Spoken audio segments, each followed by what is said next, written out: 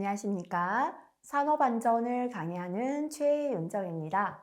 자, 산업안전관리론 첫 번째 과목의 마지막 장입니다. 8장 산업안전관계법규에 대해서 공부하겠습니다. 사실 이 산업안전관계법규는요, 공부를 하려고 들면 굉장히 양이 많아요. 그런데 이렇게 하도록 하겠습니다. 첫 번째, 작업 시작 전 점검이 별표 3개죠. 그런데 기계를 배우지 않고 작업 시작 전 점검을 이해하기가 굉장히 힘이 들어요. 그래서 이 부분은 기계위험 방지 기술 3과목에 넘어가면 각각의 기계에서 왜 이걸 점검을 하는지 다 배우게 됩니다. 그래서 지금은 거꾸로 공부를 하면, 지금은 하려면 기계도 모르고 방호장치를 이해하지 못하다 보니까 굉장히 힘들어요. 근데 어느 정도 이 기계의 위험을 배우고 방호장치에 대해서 공부를 하고 나면 왜 이렇게 이 부분을 암기해야 되는가, 이러한 점검을 해야 되는가 암기하기 쉬워집니다. 그래서 우선은 여기서는요, 첫 번째 과목에서는 넘어가겠습니다. 순서를 바꾸어서 기계에서 충분히 배우고 난 다음에요, 다시 와서 공부를 하도록 하겠습니다. 자, 그 다음에 넘어가서 관리감독자의 유해 위험 방지 업무 역시나 마찬가지예요. 프레스나 목재 가공용 기계, 크레인 작업 있죠, 그죠? 그래서 이것도 보면은요, 앞에 특별 교육도 39가지나 되었죠. 근데 이 관리 감독자의 유해 위험 방지 업무도 가지수가 많아요. 특별 교육보다는 조금 적지만 많죠. 이거를 우리 실기를 대비해서 20개 작업이네요, 그죠? 전부 다 각각 관리 감독자가 어떤 것을 해야 된다를 알기는 쉽지가 않아요. 그래서 이것도 역시나 공통을 한번 해볼게요. 관리 감독자의 공통 업무. 밀폐 공간 밑에 한번 적어볼까요? 공통 업무. 네. 앞으로 돌아가 볼게요. 제가 첫 번째, 우리 특별교육처럼 각각이 따로 못 외우지만 우리 만약에 시험에 나왔다. 그렇다고 해서 이거를 다 비우고 우리 공란으로 비워두고 올 수는 없잖아요. 그죠? 그래서 크레인 사용하는 작업 밑에 한번 적어볼게요. 관리 감독자 공통 업무라고 한번 적어보겠습니다. 관리 감독자가 공통 업무, 보통 어떤 일을 하는가? 그래서 내가 암기하지 못한 작업이 실기에 나와서 적어라 한다면 이것 또한 마찬가지입니다. 비우지 마시고요. 공통이라도 적고 나오자. 그래서 1, 2점 추가 점수 받는 게 합격을 가는데 1, 2점이 사실은 굉장히 중요합니다. 대부분 실기에서요, 떨어지시는 분들이 5점 이상 차이 안 나요. 1, 2, 3점 안에 다 머물러 있다 보시면 되거든요. 자, 그래서 첫 번째 관리 감독자는요, 내가 안전한 작업 방법을 알고 결정해서 그 작업을 그대로 지휘합니다. 그래서 첫 번째는 안전한 작업 방법을 감독자니까요. 본인이 이렇게 작업하면 안전하겠다 결정하고 안전한 작업 방법대로 작업을 할 수 있도록 작업을 지휘하는 역할을 한다. 그죠? 이게 공통으로 잘 들어갑니다. 안전한 작업 방법 결정 및 작업 지휘. 그 다음에 두 번째요. 재료. 우리 근로자들이 오늘 작업에 사용하는 재료, 기구, 공구를 점검해요. 그런데 사용하는 재료나 기구나 기계나 공구, 기구 공구에 기계 공구, 기구 공구라고 해놨죠. 그죠?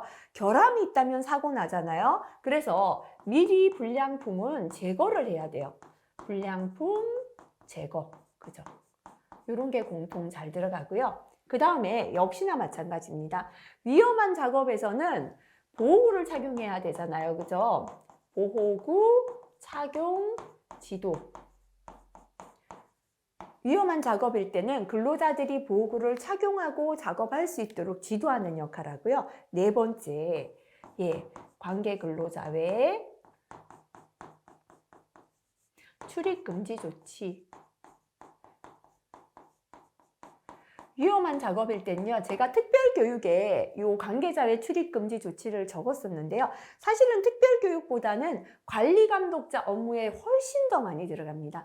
관리감독자는 작업 장소에 관계가 아닌 근로자가 들어오지 못하게 관리하는 역할을 많이 하고 있어요. 그래서 이런 거 공통으로 적어둘게요. 안전한 작업 방법 결정해서 작업을 지휘합니다. 작업에 사용하는 재료나 기구나 공구를 미리 점검해서 불량품을 제거합니다. 근로자들이 보호구를 착용하도록 지도하고요.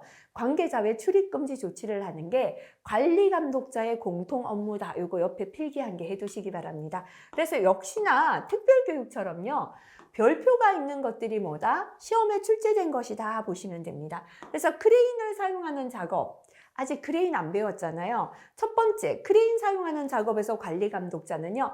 작업 방법과 근로자 배치를 결정하고 그 작업을 지휘합니다. 두 번째, 재료의 결함, 기구 공구의 기능을 점검해서 불량품을 제거합니다. 세 번째, 크레인에서는요. 추락할 수 있기 때문에 특별한 보호구가 필요할 때 안전대, 안전모 착용 상황을 감시합니다. 공통 내용이 그대로 들어가 있잖아요. 그래서 비우지 마시고 공통이라도 이렇게 적고 나오시면 되고요. 역시나 실기에 자주 출제되는 내용은 이렇게 별표를 붙여놨죠. 그죠? 이것도 역시나요. 제목에 줄이 가 있을 때는 5m 이렇게 다음 중 뭐 이런 것도 나올 수 있고요. 또는 별표가 있는 것들은 실기에 넘어가서 서술하시오. 특히나 작업형에서도 또 관리 감독자 직무는 한두 문제씩 출제가 되거든요. 그래서 전부 다를 공부하기가 벅차기 때문에 별표가 있는 내용 위주로 출제되었다 보시고 그런 작업 위주로 한번 공부를 해주시면 좋은데요. 역시나 이 부분도 마찬가지입니다. 시험에 잘 출제된 걸 지금 뒤에 과목을 공부하지 않고 하려면 억지로 암기해야 되죠. 기억이 잘 안 나요. 근데 뒤에서 건설이나 기계 전기에서 그 업무에 대한 공부를 하고 난 다음에 공부를 하면 암기하고 이해하기가 수월해집니다. 그래서 지금은 일단 공통작업 정도만 기억하시고요. 조금 넘어가시는 것도 도움될 것 같아요. 별표가 있는 내용들은 해당 과목에 가면 다시 내용이 나와서 거기서 설명을 드리도록 그렇게 하겠습니다. 넘어가서 기타 산업안전보건 법규 내용입니다. 첫 번째 안전보건 조치를 한번 보겠습니다. 사업주는 다음 각호 어느 하나에 해당하는 위험으로 인한 산업재해를 예방하기 위하여 필요한 조치를 해야 한다. 자, 사업주가 해야 할 산업재해 예방 조치인데요. 기계기구 그 밖의 설비에 의한 위험, 폭발성, 발화성, 인화성 물질에 의한 위험, 전기, 열, 그 밖의 에너지에 대한 위험으로부터 산업재해를 예방하기 위한 조치를 해야 합니다. 그 다음에 두 번째 사업주는 다음 각호 어느 하나에 해당하는 건강장애를 예방하기 위하여 필요한 조치죠. 요거는 보건조치입니다. 그죠? 자, 그래서 보건조치 부분은요, 이게 안전보다는 조금 거리가 머니까 스스로 한번 체크하고 넘어가시면 되겠습니다. 자, 그 다음에 이제 4번 한번 보도록 할게요. 사업주는 근로자가 다음 각호의 어느 하나에 해당하는 장소에서 작업할 때 발생할 수 있는 산업재해를 예방하기 위하여 필요한 조치를 해야 한다. 그죠? 사업주가 작업장의 어느 장소에 대하여 산업재해를 예방하기 위한 조치를 해야 하는 장소를 적어보시오 한다면 요겁니다. 첫 번째, 근로자가 추락할 위험이 있는 장소. 두 번째는 토사나 구축물 등이 붕괴할 우려가 있는 장소. 세 번째는 물체가 떨어지거나 날아올 위험. 요거를 낙하비례라고 하죠. 그죠? 근데 이제 이렇게 풀어놨습니다. 천재지변으로 인한 위험이 발생할 우려가 있는 장소에는 사업주가 산업재해를 예방하기 위하여 필요한 조치를 해야 한다. 그죠?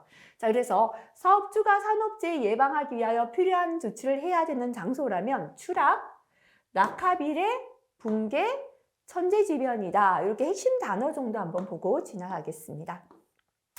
그 밖의 고용 형태에서의 산업재해 예방. 자, 앞에서요, 우리가 특별 교육에서 특수 형태 근로 종사자라는 게 나왔습니다. 자, 특수 형태 근로 종사자는요, 정규 직원과는 다르기 때문에 예전에는 산업안전보건법에서 보호를 받지를 못했습니다. 근데 몇 년 전에 법이 개정이 되면서 특수형태 근로종사자에 대한 안전이나 보건 조치도 법규에 이제 규정되게 되었거든요. 자, 계약의 형식에 관계없이 근로자와 유사하게 계약이 되어 있지 않더라도, 다시 말하면 근로계약이 안 되어 있더라도 근로자와 유사하게 노무를 제공하여 업무상의 재해로부터 보호할 필요가 있음에도 근로기준법 등이 적용되지 아니하는 자로서 다음 각호의 요건을 모두 충족하는 사람, 다음 각호의 요건을 모두 충족하는 사람을 특수형태 근로종사자라고 봅니다. 의 노무를 제공받는 자는 특수형태 근로종사자의 산업재해 예방을 위하여 필요한 안전조치, 보건조치를 해야 한다라는 거죠. 그죠? 대통령령으로 정하는 직종에 종사할 것. 주로 하나의 사업의 노무를 상시적으로 제공. 그죠? 하나의 사업에 노무를 상시적으로 제공해야 돼요. 예를 들어 택배 배달을 한다면 상시로 해야지. 그걸 하루 하고 이제 하루 알바하고 이제 그만두는 거는 해당되지 않는다는 뜻이겠죠. 노무를 제공할 때 타인을 사용하지 않을 것. 내가 직접 노무를 제공할 때만 해당이 된다는 겁니다. 대통령령으로 정하는 특수형태 근로종사자로부터 노무를 제공받는 자는 고용노동부령으로 정하는 바에 따라 안전 및 보건에 관한 교육을 실시해야 한다. 그래서 앞에서 이 특수형태 근로종사자에 대한 안전보건 교육을 우리가 공부를 했었죠. 이 부분은 특별히 시험에 나온다기보다는요, 특히나 현장에서 이게 특수형태 근로종사자 대상으로 일을 하고 있는 사업장이 있다면 이런 법규 내용이 포함이 되었다라는 거 아시고 특수형태 근로종사자에 대한 안전보건 교육 또는 안전보건 조치에 신경 쓰셔야겠죠. 그죠? 자, 그래서 요거는 아까요.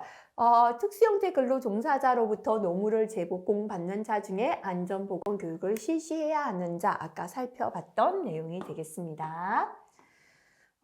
배달 종사자에 대한 안전보건 조치, 그죠? 요거 한번 읽어보시고요.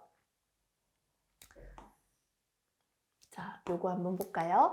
이동통신 단말 장치로 물건의 수거 배달 등을 중개하는 자는 이륜 자동차로 물건의 수거 배달 등을 하는 사람의 산업재해 예방을 위하여 다음 각호 조치를 하라. 다시 말하면 오토바이를 이용해서 배달하는 분을 위한 안전보건 조치입니다. 자, 이륜 자동차를 운행할 수 있는 면허 및 승차용 안전모 보유 여부를 확인해야 하고요. 운전자의 준수사항 등 안전운행 및 산업재해 예방에 필요한 사항에 대한 정기적으로 고지를 해야 돼요. 안전운행하고 재해 예방을 위하여 어떻게 하라라는 걸 정기적으로 운전자나 이게 종사하는 자에게 알려줘야 된다는 내용 되겠습니다.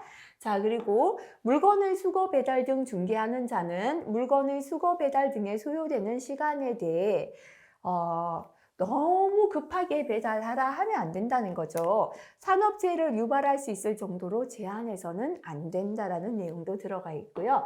자, 그리고 산업안전보건법이 크게 개편이 되면서 바뀌면서 가맹본부의 산업재해 예방 조치가 또 들어가 있습니다.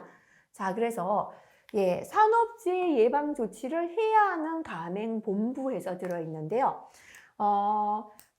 업종이 다음 각호의 어느 하나에 해당하는 경우로서 가맹점의 수가 200개 이상인 가맹본부인데요. 요겁니다. 대분류가 외식업, 대분류가 도소매업으로서 중분류가 편의점. 다시 말하면 가맹점 숫자가 200개 이상 되는 외식업하고요.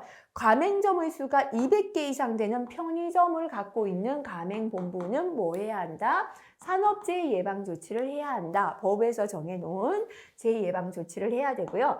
그렇다면 가맹본부의 재해 예방 조치는 어떤 게 있는가 볼게요.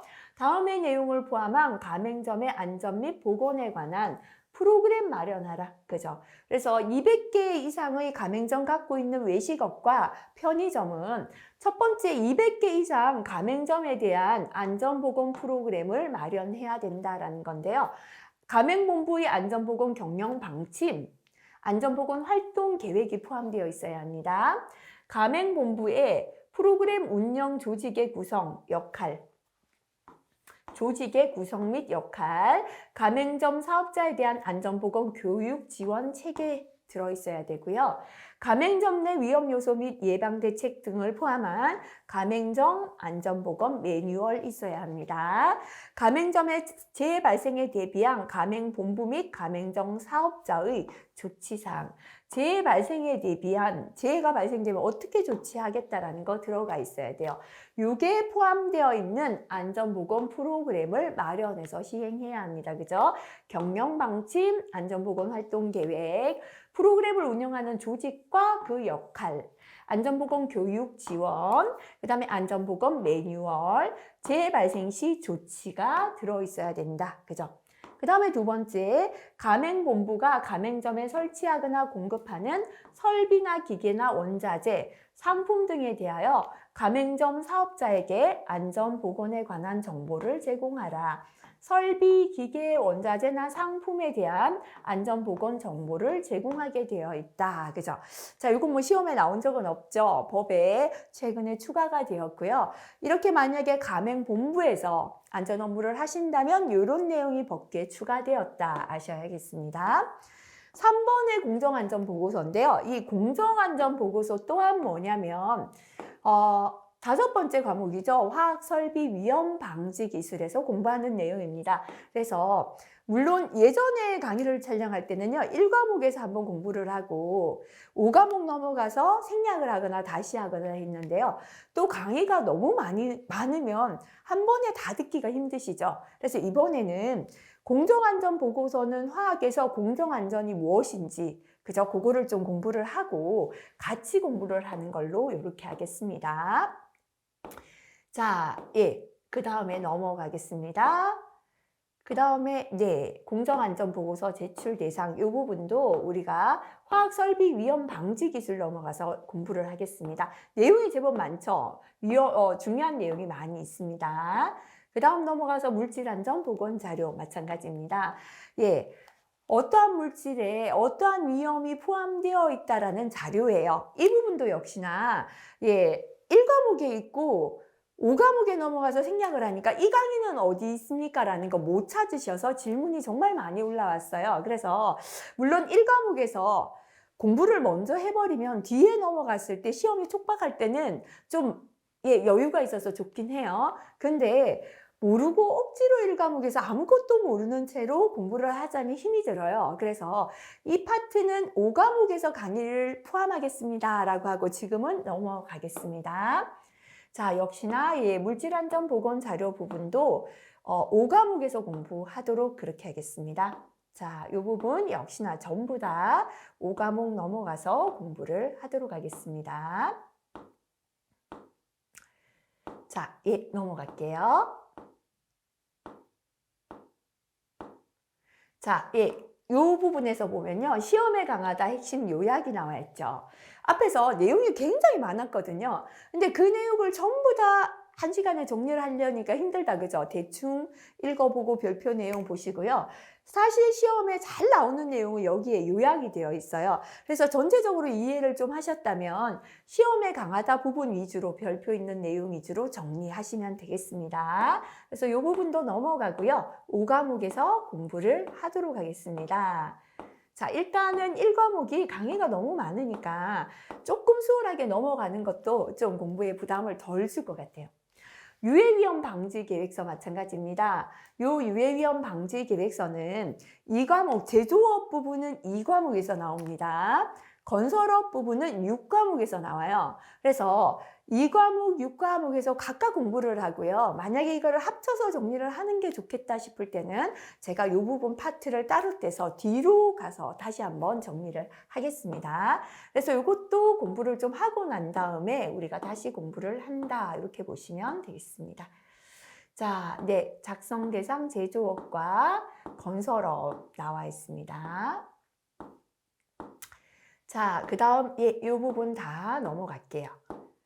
참고하시고 넘어가겠습니다. 이 부분도 넘어가겠습니다.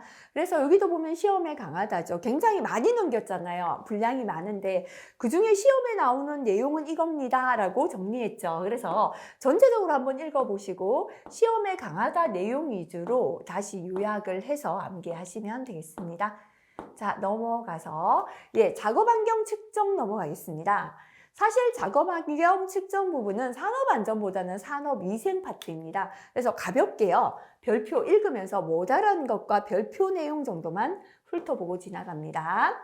작업 환경 측정. 사업주는 유해인자로부터 근로자의 건강을 보호하고 쾌적한 작업 환경을 조성하기 위하여 인체에 해로운 작업을 하는 작업장으로서 고용노동부령으로 정하는 작업장에 대하여 고용노동부령으로 정하는 자격을 가진 자로 하여금 작업환경 측정을 하도록 해야 한다. 법에서 정해놓은 작업장은 자격을 가진 작업환경 측정기관이 있죠. 그 측정기관에 정기적으로 작업환경 측정을 받아야 된다. 이런 내용이 되겠습니다. 자, 그래서 나머지 요거는 한번 참고로 한번 읽어보시면 되겠습니다. 네. 이 작업환경 측정 대상 작업장 나와 있다, 그죠? 자, 넘어가시면 작업환경 측정을 하지 않을 수 있는 경우 나와 있죠. 그래서 관리 대상 유해 물질의 허용 소비량을 초과하지 않았을 때 허용되는 양보다 더 적게 사용하는 거예요. 이럴 때는 작업환경 측정 대상이 안 됩니다. 임시작업, 잠시 하고요. 단시간 작업, 정상 작업이 아니라 임시 작업이나 단시간 작업을 할 때는 작업환경 측정하지 않아도 되고, 먼지가 날리는 분진 작업이 작업환경 측정에 해당되는 작업장이고요. 분진 작업의 적용 제외 작업장, 분진에 관한 작업환경 측정만 제외가 된다는 겁니다. 그 밖에 작업환경 측정 대상 유해인자의 노출 수준이 법에서 정해 놓은 노출 기준에 비하여 현저히 낮은 경우로서 고용노동부 장관이 정할 때입니다. 당신 회사는 몇 년째 작업환경 측정을 했는데 법에서 정한 노출 기준보다 굉장히 낮기 때문에 이번에 작업환경 측정은 생략해라. 이렇게 고시할 때 하지 않을 수 있다. 그죠? 이것도 가볍게 좀 보고 지나가겠습니다. 자, 그 다음에 참고해서 한번 볼게요. 작업환경 측정을 해야 되는 대상 유해 인자가 나와 있습니다. 그래서 화학적 인자 굉장히 많죠. 유기화합물 114종, 산알칼리, 허가 대상 유해 물질, 금속 가공유, 금속류, 가스 상태 물질류 해서 종으로 법에서 정해놨죠. 이러한 물질을 취급할 때는 작업환경 측정 대상이 되죠. 물리적 인자 2종인데요. 8시간 가중 평균 80dB 이상의 소음이 추가되었고요. 고열, 이게 물리적 인자로 작업환경 측정 대상에 포함이 되었습니다. 분진이죠. 광물성 분진, 면, 성면, 용접흉, 곡물, 목재 분진, 유리 섬유 취급할 때고요. 그 밖에 고용노동부 장관이 정하여 고시하는 인체 해로운 유해 인자 취급하는 작업장의 대상 되겠습니다. 작업환경 측정 횟수를 보겠습니다. 사업주는 작업장 또는 작업 공정이 신규로 가동되거나 변경되는 등으로 작업환경 측정 대상 작업장이 된 경우에는 그날부터 작업환경 측정 대상이 되었을 때 한 달이죠. 30일 이내에 작업환경 측정을 하고 그 후부터는 반기에 1회, 그죠? 6개월에 1회 이상 정기적으로 작업환경 측정을 해야 합니다. 다만 작업환경 측정 결과가 다음 각호 어느 하나에 해당하는 작업장 또는 작업 공정은 원래는 반기에 1회 이상 작업환경 측정을 해야 되는데요. 3개월에 1회 이상 작업환경 측정을 해야 한다. 자, 위험이 클까요? 작을? 원래 6개월에 1회 이상 하면 되는데 3개월에 1회 이상 자주 하라는 거죠. 그거는 다시 말하면 위험하다 보면 되겠죠. 3개월에 1회 이상 작업환경 측정을 해야 하는 경우입니다. 화학적 인자, 그죠? 고시 정해놓은 거죠. 고용노동부에서 정하여 고시하는 물질이고요. 화학적 인자의 측정치가 노출 기준을 초과할 때고, 화학적 인자의 측정치가 화학적 인자인데요. 고용노동부 장관이 정하여 고시하는 물질은 제외. 그러니까 정하여 고시하는 물질은 위험한 거겠죠. 위험한 물질은 노출 기준만 초과해도 3개월에 1회 이상 작업환경 측정해야 되고요. 정하여 고시하는 물질을 제외했다. 좀 위험이 좀 낮은 거죠. 그죠? 이건 위험이 높은 거고, 위험이 낮은 물질은 노출 기준을 2배 이상 초과하면 6개월에 1회 이상 작업 환경 측정하는 걸 3개월에 1회 이상 2배 더 자주 해야 된다라는 게 되겠습니다. 자, 그 다음에 뭐 요거는 1년에 1회 이상, 다시 말하면 6개월에 1회 이상 작업 환경 측정하는데요. 1년에 1회 이상은 자주 안 해도 되는 거죠. 원래 하는 것보다 2배 더 길게 안 해도 되는 경우죠. 이건 뭐다? 위험이 낮을 때겠죠. 안전할 때. 그죠? 그래서 작업 환경 측정을 할 수 있는 경우는 작업 공정 내 소음의 작업 환경 측정 결과가 최근 2회 연속 85데시벨 미만일 때고요. 작업 공정 내 소음 외의, 소음 외 다른 모든 인자의 작업 환경 측정 결과가 최근 2회 연속해서 노출 기준 미만일 때는 6개월에 한 번 하는 걸 1년에 한 번 이상 하면 된다. 그죠? 소음은 최근 2회 연속 85데시벨 미만, 소음 이의 다른 인자는 최근 2회 연속 노출 기준 미만일 때가 되겠습니다. 자, 작업 환경 측정 방법, 측정 결과의 보고는요, 가볍게 읽어보세요. 이건 전부 다 위생 파트이기 때문에요. 우리는 지금은 이제 굵은 내용만 한번 보고 지나가겠다. 이렇게 보시면 되겠습니다. 작업 환경 측정에 대한 신뢰성 평가 참고로 읽어보시고요. 그 다음에 이제 건강진단 넘어가겠습니다. 건강진단에 관한 사업주의 의무 볼게요. 사업주는 건강진단을 실시하는 경우에 건강진단을 실시하는 경우 근로자 대표가 요구하면 근로자 대표를 참석시켜야 된다. 그죠? 항상 이렇게 진단이나 검사나 뭐 중요한 부분에서는 근로자 대표의 의견을 듣게 되어 있다 보시면 되고요. 사업주는 산업안전보건위원회 또는 근로자 대표가 요구할 때에는 직접 또는 건강진단을 한 건강진단기관에 건강진단 결과에 대하여 설명하도록 해야 한다. 우리 회사의 안전과 보건을 결정짓는 산업안전보건위원회나 이게 없을 때는 근로자 대표가 건강진단 결과를 보니까 이상한 거예요. 왜 한 질병에 대해서만 이렇게 이상이 생겼을까? 이렇게 궁금한 게 있다면 직접 하거나 건강진단 기관에 의뢰해서 결과를 설명하도록 해야 합니다. 다만 개별 근로자의 건강진단 결과는 본인의 동기 없이 공개해서는 안 된다. 홍길동 씨가 지금 폐가 굉장히 나쁘게 나왔어요. 이렇게 개별 근로자의 진단 결과는 본인이 괜찮습니다라는 동의 없이는 공개해서는 안 되게 되어 있습니다. 사업주는 건강진단 결과를 근로자의 건강보호 및 유지 외의 목적으로 사용해서 안 된다. 예를 들어서 건강진단 했는데요. 결과가 나쁘다고 건강을 유지 관리하는 목적 이외에 이 근로자를 예를 들어 자르거나 이렇게 해서는 아니 된다. 그죠? 자, 그 다음에 나머지 밑에 내용 한번 읽어보시면 되고, 보고 의무도 참고로 한번 읽어보시면 되겠습니다. 자, 요거 보겠습니다. 건강진단기관은 건강진단을 실시한 날부터 30일 이내에 건강진단 결과표를 사업주에게 송부합니다.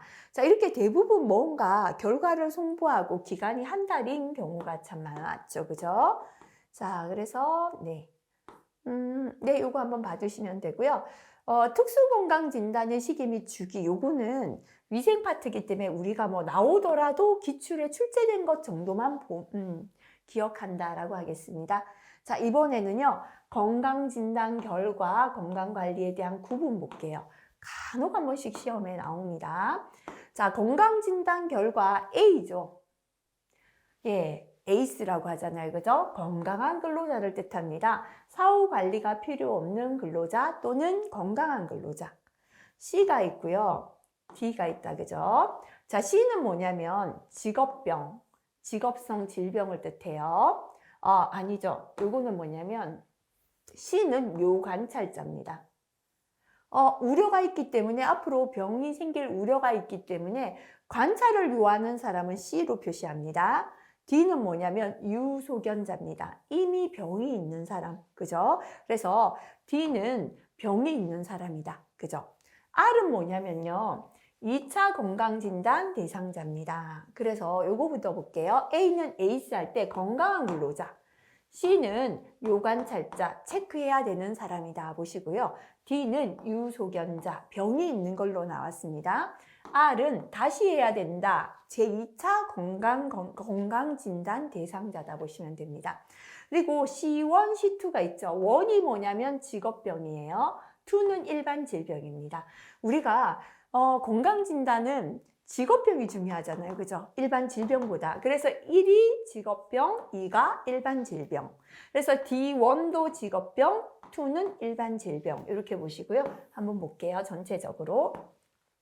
A는 뭐라 그랬습니까? 건강관리상 사후관리가 필요 없는 건강한 근로자를 뜻합니다. 자, C는요, 체크해야 되는 사람이다 그랬죠. 요관찰자, 관찰을 요하는 사람입니다. C1은 직업병 요관찰자입니다. 직업성 질병으로 진전될 우려가 있어서 추적검사 등 관찰이 필요한 근로자입니다. C2는 일반 질병으로 진전될 우려가 있어서 추적 관찰이 필요한 근로자가 되겠습니다. 그 다음에 아까 D는 뭐라고 했는가 하면요. 소견이 있는 사람 유소견자다라고 했죠. 그죠? 그래서 1은 직업병이에요. D1 직업병 유소견자. 직업성 질병의 소견을 보여 사후 관리가 필요한 근로자고요. 2는 일반 질병이죠. 그래서 D2는 일반 질병 유소견자입니다. 일반 질병의 소견을 보여서 사후 관리가 필요한 근로자이고요. R은 다시 해야 된다. 그죠? 제2차 건강진단 대상자입니다.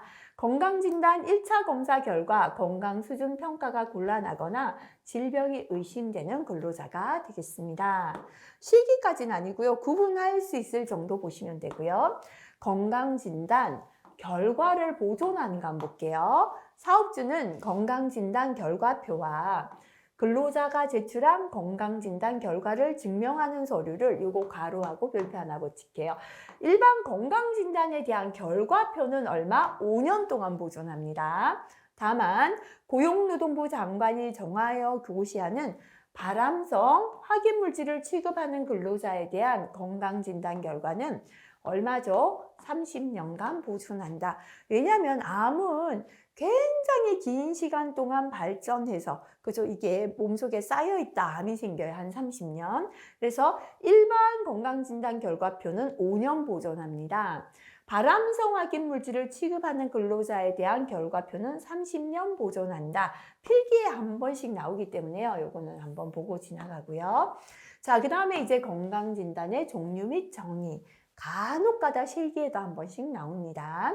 건강진단의 종류에서 첫 번째는 일반 건강진단이 있습니다. 잠시 사용하는 근로자의 건강관리를 위하여 사업주가 주기적으로 실시하는 건강진단인데요.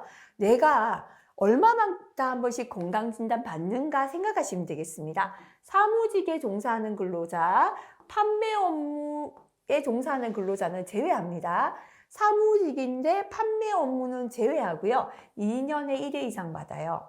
그 밖의 근로자, 다시 말하면 판매 업무도 여기에 해당되는 거죠. 1년에 1회 이상 받습니다. 사무직은 2년에 1회 이상, 판매 업무하고 그 밖의 근로자 1년에 1회 이상 받는다 보시면 됩니다. 자, 그 다음에 특수건강진단이 있습니다. 다음 항목의 어느 하나에 해당하는 근로자, 다음 항목의 어느 하나에 해당하는 근로자의 건강관리를 위하여 사업주가 실시하는 건강진단인데요. 특수건강진단 대상 업무에 종사하는 근로자, 그죠? 그래서 법에서 정해놓은 특수건강진단, 우리 대상이 되는 작업이 있어요. 업무가. 거기에 종사하는 근로자를 대상으로 하는 게 뭔가 하면 특수건강진단이다 보시면 되겠습니다. 근데 종사하는 업무까지는 전부 다 깊이 들어가서 아실 필요는 없어요. 건강진단 실시 결과 직업병 소견이 있는 근로자로 판정받아 작업 전환을 하거나 작업 장소를 변경하여 해당 판정의 원인이 된 특수건강진단 대상 업무에 종사하지 아니하는 사람으로서 해당 유해인자에 대한 건강진단이 필요하다는 의사소견이 있는 사람. 다시 말하면 직업병 소견이 있는 근로자로 판정을 받았어요. 근데 해당 판정의 원인이 된 특수건강진단 대상 업무에는 법에서 정한 대상 업무에 종사하지는 않아요. 그러면 특수건강진단 대상은 아니잖아요. 하지만 의사가 건강진단이 필요하다고 소견이 있어서 이 사람은 특수건강진단 해야겠습니다 할 때는 받을 수 있다라는 게 되겠습니다. 자, 특수건강진단 주기를 다음 해에 한정하여 2분의 1로 단축하여 실시. 다시 말하면 특수건강진단을 좀 더 자주 해야 되는 경우다. 그죠? 작업 환경을 측정한 결과 노출 기준 이상인 작업 공정에서 해당 유해 인자에 노출되는 모든 근로자, 수시건강진단 또는 임시건강진단을 실시한 결과 직업병 유소견자가 발견된 작업 공정에서 노출되는 모든 근로자, 그 다음에 특수건강진단이나 임시건강진단을 실시한 결과 해당 유해 인자에 대하여 특수건강진단 실시 주기를 단축해야 한다는 의사소견을 받은 근로자는 특수건강진단 주기를 단축해서 2분의 1로 단축해서 자주 해야 된다. 그죠? 이것도 뭐 참고만 해도 괜찮겠습니다. 그래서 자, 지금 이제 일반건강진단, 일반적인 근로자다. 그죠? 특수건강진단은 법에서 정한 특수 업무에 종사할 때고요. 그 다음에 배치정 건강진단이 있습니다. 특수건강진단 대상 업무에 종사할 근로자에 대하여 배치 예정 업무에 대한 적합성 평가. 이 작업이 특수건강진단 대상 업무예요. 근데 이 사람이 특수건강진단 대상 업무에 종사해도 될지, 배치해도 될지 적합성 평가를 하는 게 배치정 건강진단이 되겠습니다.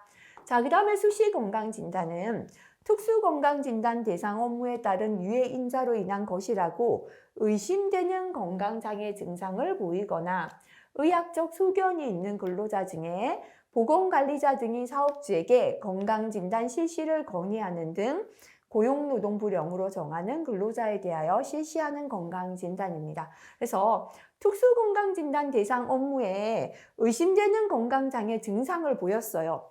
이 사람은 원래 안 해도 되는데 증상을 보이니까 수시로 한다 이렇게 기억하시고요. 의학적 소견이 있을 때 수시 건강진단 받습니다. 임시건강진단은 유해 인자에 노출되는 근로자들에게 노출되는 근로자에게 유사한 질병의 증상이 발생했을 때, 그죠? 같은 일을 하는데 같은 부서에서 유사한 질병이 발생되었을 때는 임시건강진단 받습니다. 그래서 임시건강진단을 실시하는 경우 같은 부서에 근무하는 근로자 또는 같은 부서거나 같은 유해 인자에 노출되는 근로자에게 유사한 질병의 자각, 타각 증상이 발생했을 때 예측 못했는 임시 상황이잖아요. 그죠? 직업병 유소견자가 발생하거나 여러 명이 발생할 우려가 있을 때는 임시 건강진단을 받습니다. 자, 그래서 지금요, 건강진단의 종류를 보니까 첫 번째, 일반 건강진단, 두 번째, 특수건강진단, 세 번째, 배치정 건강진단, 네 번째, 수시건강진단, 다섯 번째, 임시건강진단이 있다 정도. 그죠? 나머지는 그렇게까지 암기까지는 안 해도 되고요. 그냥 가볍게 읽으면서 요거는 요거구나 정도 하시고, 중요한 거는 5가지 건강진단의 종류하고요. 일반 건강진단을 실시하는 주기 앞에서 별표 있었습니다. 그 정도 기억하시고요. 물론 배치정과 수시와 임시건강진단을 어떤 대상으로 한다 조금 구분할 수 있다면 더 좋겠습니다. 자, 역학조사. 이것도 가볍게만 보겠습니다. 역학조사가 뭔가 하면 고용노동부 장관은 직업성 질환의 진단이나 예방, 발생 원인의 규명을 위하여 직업성 질환을 진단하고 발생 원인의 규명을 위하여 필요하다고 인정할 때는 근로자 질환과 작업장의 유해 요인의 질환과 작업장의 상관관계에 대한 역학조사를 할 수 있다. 그죠? 지금 직업성 질병이 진단되거나 발생이 많이 되었어요. 이때는 어떤 요인 때문에 이렇게 직업성 질환이 생겼는지 상관관계를 밝히기 위하여 역학조사를 한다. 이렇게 이해하시면 되겠습니다. 자, 그 다음에 역학조사의 대상 및 절차 해서 나오죠. 그죠? 그래서 이 부분은요, 만약에 문제에 나온다면 문제를 통해서 하고 지금은 역학조사가 무엇이다 정도만 알고 지나가겠습니다. 자, 그 다음에 위험성 평가인데요. 시험에 잘 나오진 않아요. 그런데 또 하나도 안 나오는 건 아닙니다. 용어가 자주 나오거든요. 그래서 가볍게 읽으면서 위험성 평가가 무엇이고 우리가 알아야 되는 내용 정도만 체크하도록 하겠습니다. 말 그대로 위험을 평가해 보는 거예요.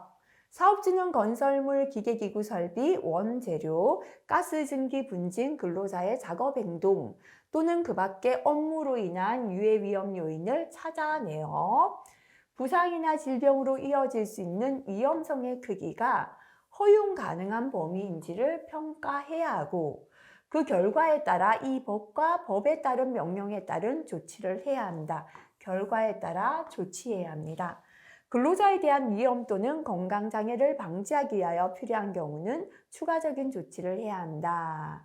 자, 사업주는 위험성 평가 시 해당 작업장의 근로자를 참여시켜야 한다 해놨는데요. 시험에 나오기 때문이 아니라 위험성 평가가 무엇인가의 정의를 한번 볼게요. 위험성 평가란 유해 위험 요인을 파악, 그죠? 우리 작업장에 어디에 위험한 요인이 숨어 있는가 이걸 파악하고요. 해당 유해 위험 요인에 의한 부상이나 질병의 발생 가능성, 얼마만큼 부상이 생길 가능성이 있는가 요거를 찾아보고요. 한 번 발생했을 때 얼마만큼 중대한 사고가 날 것인가, 발생 가능성과 중대성을 추정 결정하고 이 발생 가능성과 중대성을 감수하는 대책을 수립하여 실행하는 일련의 과정을 위험성 평가다라고 합니다. 그래서 우리 작업장에는요, A, B, C라는 위험 요인이 있는데요. A라는 사고가 발생할 빈도는 1년에 한 번, 요건 1년에 3번, 1년에 5번 정도예요. 한 번이지만 이건 강하기가 5로 일어나요. 3번이지만 강하기가 약해요. 5번이지만 강하기가 한 3 정도 됩니다. 그럼 이 중에서 곱해도 되고 더해도 되고 위험을 판단하는 방법은 달라요. 그건 사업장 정하시면 돼요. 자, 결국 3가지 위험 요인 중에 핵심 위험은 이거다.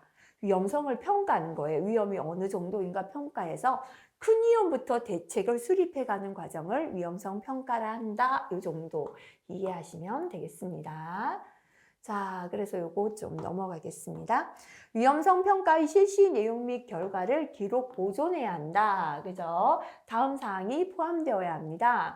위험성 평가 대상의 위험 요인이 무엇이었다?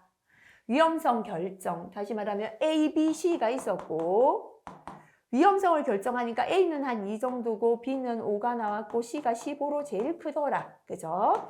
위험성 결정에 따른 조치, 15에 대한 위험을 감소시키기 위한 조치는 무엇이 필요하다. 이런 게 포함되어 있어야 된다라는 거고요. 사업주는 위험성 평가에 따른 자료를 3년간 보존합니다. 보통에 대한 자료는 대부분 3년 보존이에요. 근데 아까 건강진단, 옆에 적어 볼게요. 진단 결과표 몇 년 보존했습니까? 5년 했죠. 근데 발암물질에 대한 건강진단 결과표 몇 년이었죠? 30년. 이 정도만 따로 봐주셔도 되겠습니다. 한 번씩 필기에 자료를 보존하는 기간에 대한 게 나옵니다. 위험성 평가를 하는 절차 한번 볼게요. 첫 번째는 사전 준비. 항상 평가 대상이 어떤 거다 사전 준비합니다. 준비를 했다면 핵심은 뭐냐? 유해 위험 요인이 어디 있는지 파악하는 거겠죠. 근로자 작업과 관계되는 유해 위험 요인을 파악합니다. A, B, C가 있었다. A, B, C를 찾아내는 거겠죠. 그 다음에 위험성의 추정.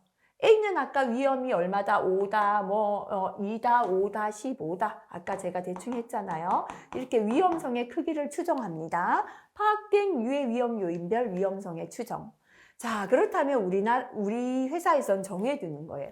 위험성 평가를 해서 5까지는 허용하도록 하자. 위험이 없는 기계는 없으니까 이 정도면 안전하다. 근데 6이 넘는 건 허용되지 않는다. 그죠? 이렇게 정해놨어요. 규정에서, 우리 회사 규정에서. 그래서 추정한 위험성이 허용 가능한 위험성인지 여부를 결정해야 돼요. 허용해도 되고 허용해도 되는데 15는 허용이 안 된다. 그죠? 자, 그러면 허용 안 되는 위험에 대해서는 위험성 감소 대책 수립하고 실행합니다. 다 하고 난 다음에 실시 내용과 결과를 기록한다 순서입니다. 사전 준비를 하고요. 유해 위험 요인을 파악해서 얼마만큼 위험이 큰가 위험성을 추정하고 추정했는 위험이 허용 가능한지 아닌지 여부를 판단합니다. 허용이 안 되는 위험에 대해서는 위험성 감소 대책 수립해서 실행하고 마지막에 시시한 내용과 결과를 기록하는 순서로 진행이 되겠습니다. 자, 그 다음에 넘어가겠습니다. 네. 위험성 평가 실시 계획서 작성 시 포함사항. 그 다음에 뭐 이런 것들은 전부 다 참고로 한번 읽어보시면 되겠습니다. 네. 내용은 굉장히 많죠, 그죠? 그런데, 예. 위험성 평가 기록의 포함사항, 뭐 실시 시기 이런 거 다 참고하도록 할게요. 마지막에 넘어갈게요. 위험성 평가도 이 정도, 이게 무엇이다 정도 아시면 되고요. 서류의 보존 보겠습니다. 사업주는 다음 각호의 서류를 3년 동안 보통은 제가 서류는 대부분 3년 보존합니다. 근데 이번만 2년을 말한다 했죠. 산업안전보건위원회 회의록은 2년입니다. 자, 그럼 3년 동안 보존하는 거 볼게요. 보통 선임하는 거. 관리 책임자, 안전관리자, 보건관리자, 안전보건관리 담당자, 산업보건의 선임하는 거. 안전조치, 보건조치에 관한 사항, 산업재해 발생 원인 등 기록, 화학물질 유해성, 위험성 조사, 작업환경 측정, 건강진단, 요거 주의하셔야 돼요. 옆에 적을게요. 건강진단을 하기 위한 일반 서류예요. 일반 서류. 일반 서류는 몇 년이다? 예, 3년. 그죠? 근데 옆에 또 적어볼게요. 건강진단 결과표. 좀 전에 했잖아요. 요거 몇 년이었습니까? 5년. 발암물질에 대한 건강진단 결과표. 몇 년? 30년. 그죠? 그래서 산업안전보건위원회 회의록은 2년, 건강진단에 대한 일반 서류는 3년, 결과표는 5년, 발암물질에 대한 건강진단 결과표 30년, 나머지 서류 몇 년? 3년이다. 요 정도 보시면 되겠습니다. 자, 그래서 뭐, 예, 요거, 우리 요거 볼까요? 안전인증, 안전검사에 관한 사항으로서 서류는 3년 보존합니다. 자율안전 확인 대상이죠, 그죠? 요거는 서류를 2년 동안 보존하고요. 자율검사 프로그램에 따라 실시한 것도 2년이에요. 그래서 2년 보존하는 게 요거네요. 자율안전 확인, 자율검사 프로그램, 그 다음에 산업안전보건위원회 회의록은 2년이다 보시면 됩니다. 일반 성면조사, 그죠? 역시나 3년. 작업환경 측정 서류 3년. 그 다음에 지도사 업무. 지도사가 하는 업무는 5년 동안 보존하게 되어 있어요. 지도사는 그 업무에 관한 서류를 5년. 성면 해체 제거 작업에 관한 서류 중 고용노동부령으로 정하는 서류는 30년. 왜냐하면 성면이 발암물질이죠. 그래서 이것도 발암성이 있는 물질이다 보니까 30년 보존하고요. 전산 입력 자료가 있을 때는 서류를 대신하여 전산 입력 자료를 보존할 수도 있다. 그래서 뭐 서류 보존은 이 정도 보시면 되겠습니다. 자, 여기까지가 1과목의 내용이 되겠습니다. 그래서 기타 산업안전보건법규에서 사실은 작업 시작 전 점검, 공정안전보고서, 물질안전보건자료, 그 다음에 유해위험 방지계획서, 굵직한 4가지가 전부 다 별표 3개의 내용입니다. 근데 지금 다 훑어보려면 산업안전관리론이 넘어가기가 너무 힘들어서 공부를 포기하실 수도 있고요. 그리고 또 각각의 유해 위험을 배우지 않고 지금 억지로 설명하는 게 공부가 더 힘들 것 같아서 금방 넘어가는 4가지는 중요하지 않은 게 아닙니다. 굉장히 실기에도 비중 있게 출제되는 중요한 내용이에요. 근데 그거는 고스란히 해당 파트, 과목에 가서 다시 나옵니다. 그래서 각 과목에서 공부를 하고 난 다음에 다시 정리를 하는 게 좋겠다. 그래서 지금은 넘어간다라고 설명을 드렸습니다. 자, 이번 시간 나머지 내용들은 크게 중요한 내용이 많진 않았죠. 그래서 전체적으로 한번 읽어보시고 이해를 하시고요. 별표 있는 내용 정도만 조금 관심 있게 봐주시고 넘어가시면 되겠습니다. 자, 1과목이 굉장히 강의가 많았지요. 근데 너무 다른 과목도 이렇게 많지 않을까 염려하실 필요 없습니다. 시작 때부터 말씀드렸지만 첫 번째 과목을 공부하신 게 전체 공부의 절반 가까이 된다 보시면 돼요. 근데 하지만 지금 이제 굵직한 4가지가 남았기 때문에요. 절반 가까이는 안 될 수도 있지만 하지만 그래도 1과목의 공부 분량이 가장 많았다 보시면 되겠습니다. 자, 이렇게 1과목 정리하고 다음 시간부터는 다음 과목 공부하도록 하겠습니다. 수고 많이 하셨습니다.